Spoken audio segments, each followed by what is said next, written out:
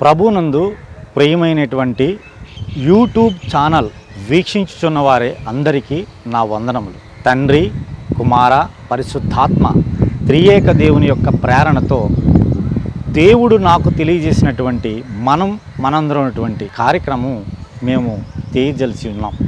మనందరం యొక్క కార్యక్రమం యొక్క ముఖ్య ఉద్దేశం ఒక్కడిని 1000 మందిని అనేక జనాలుగా మలుచుట. ఒక సంఘముగా ఉన్నటువంటి సంఘమును అనేక సంఘములుగా మలచాలనేది మా యొక్క ఉద్దేశం. మనము అనేటువంటి పరిధిలో అనేక మంది ఒక బౌండరీ, ఒక గిరి గీసుకొని మనముగా ఉంటా ఉన్నారు. కానీ మనందరము అనేటువంటి ఆలోచన కలిగినప్పుడు ఆ బౌండరీ దాటి, ఆ పరిధిని దాటి మనల్ని ఆలోచింపజేస్తూ ఉంది. అనేకుల కొరకు మేలుకరంగా మలుచుచూ ఉన్నది. మనం అనేది ఒక కుటుంబంగా ఉంటా ఉన్నాం. మనందరం అనేది అనేక కుటుంబాలుగా ఉండాలనేది దేవుని యొక్క సంకల్పం, దేవుని యొక్క చిత్తమైనది. మనందరము అనేది ఇక్కడ కలిసి ఉండలేకపోతే పరలోకంలో మనందరముగా ఎలా కలిసి ఉంటాం? మనము ఇక్కడ కలవలేకపోతా ఉన్నాము, అక్కడ మనందరంగా ఎలా కలిసి ఉంటాం? కనుక ప్రియమైన దేవుని బిడ్డలారా, మనము ఏకీభవిద్దాం. ఏకత్వంతో, ఐక్యతతో సమస్తము సాధించగలం. ఈరోజు ఐక్యత లేక క్రైస్తవ సంఘాలలో అపవాదికి చోటిస్తూ ఉన్నాం. అపవాది యొక్క ఆలోచనల వైపు మన సంఘములు మళ్లించబడతా ఉన్నాయి. ఐక్యత కలిగి జీవిద్దాం, ఐక్యతతో పోరాడదాం. ఐక్యతే మన నినాదం. సంఘాల ఐక్యతతో ఉంటే మనందరము చేయలేని కార్యం అంటూ ఏదీ ఉండదు. కనుక దైవ సంకల్పములో ఒకే సంఘముగా, ఆత్మ సంఘముగా ఉండడానికి ఏకత్వము కలిగి దేవుని ద్వారా ఆత్మీయ సంఘముగా, పరిశుద్ధ జనముగా పిలువబడినటువంటి ఆ దేవుని యొక్క పిలుపుకు మనం లోబడదాం.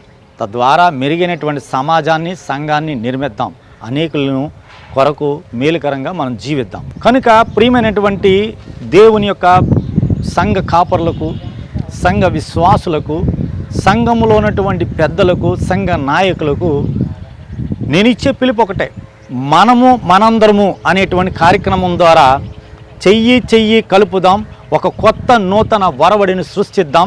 సంఘాలను ఐక్యతతో బలోపేతం చేద్దాం. సంఘములను బలోపేతం చేయటే కాకుండా ఆత్మీయంగాను, ఆరోగ్యపరంగాను, ఆర్థిక పరంగాను మెరుగైనటువంటి సంఘములను నిర్మిద్దాం. రోషం గల సేవకులను సిద్ధం చేద్దాం. సత్యాన్వేషణలో స్వతంత్రులవుదాం. స్వేచ్ఛా జీవితాన్ని మనం జీవిద్దాం.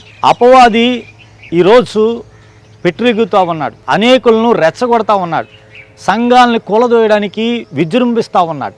ఇలాంటి పరిస్థితుల్లో మనం కలిసి ఉండకపోతే చాలా ఇబ్బందులు ఎదురవుతాయి. కనుక కలిసి ఉందాం, ఐక్యతతో అపవాదిని ఎదిరిద్దాం, విశ్వాసములతో ఏకీభవిద్దాం. కనుక అపవాది యొక్క ఆలోచన కలిగినటువంటి దుష్ట ఆలోచన కలిగినటువంటి ఈనాటి అనేకులు హీరోల్లా చలామణి అవుతూ ఉన్నారు. అలాంటి హీరోల్ని జీరో చేయాలంటే విశ్వాసము, ప్రార్థన మనకి ఎంతో అవసరమైంది. ఐక్యతతో ప్రార్థన చేద్దాం, ఐక్యతతో విశ్వాసముగా ఏకీభవిద్దాం. ఇహలోకమైనటువంటి లోక జ్ఞానం ఏదైతే ఉందో ఆ లోక జ్ఞానముతో వారు అజ్ఞానులై మనముగా జీవిస్తూ ఉన్నవారు అనేకులు మనలో చొరబడతా ఉన్నారు. కనుక వారు ఒక రకమైనటువంటి గిరిగీసుకొని దానిలోనే ఉంటా ఉన్నారు. మనందరముగా జ్ఞానవంతులవుదాం. జ్ఞానము గల సహవాసము జ్ఞానవంతులు చేస్తుందని వాక్యం చెప్తా ఉంది. జ్ఞానముతో మన సహవాసం చేయాలంటే మనందరముగా ఉండాలి జ్ఞానవంతులై. కానీ ఏకీభవించడానికి చెయ్యి కలిపి ముందుకెళ్ళడానికి మిమ్మల్ని ప్రేమతో ఆహ్వానిస్తూ ఉన్నాను. రండి, ఈ కార్యక్రమాన్ని ముందుకు తీసుకెళ్దాం. ఒక్కడిగా మొదలుపెట్టింది 1000 మందిగా ఏకీభవిద్దాం. అనేకులుగా మనము దేవుని కార్యాచరణ చేద్దాం. కనుక ప్రియమైన దేవుని బిడ్డలారా, మన ఈ కార్యక్రమంలో అనేకమైనటువంటి సమస్యలు ఎదురవుతున్నాయి. వాటిని అధిగమిద్దాం ప్రేమతో. మరి లోకము ఈనాటి పరిస్థితులు గమనిస్తే భయానక వాతావరణాలు ఉన్నాయి.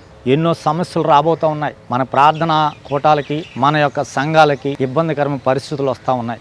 వాటిని అధిగమించాలంటే మనలో ప్రేమ, మనలో విశ్వాసము, ఏకత్వము, ఐక్యత మనందరిలో ఉండవలసిన సమయం ఆసన్నమైంది. కనుక ఆటి రీతిలో మనం ఏకీభవిద్దాం.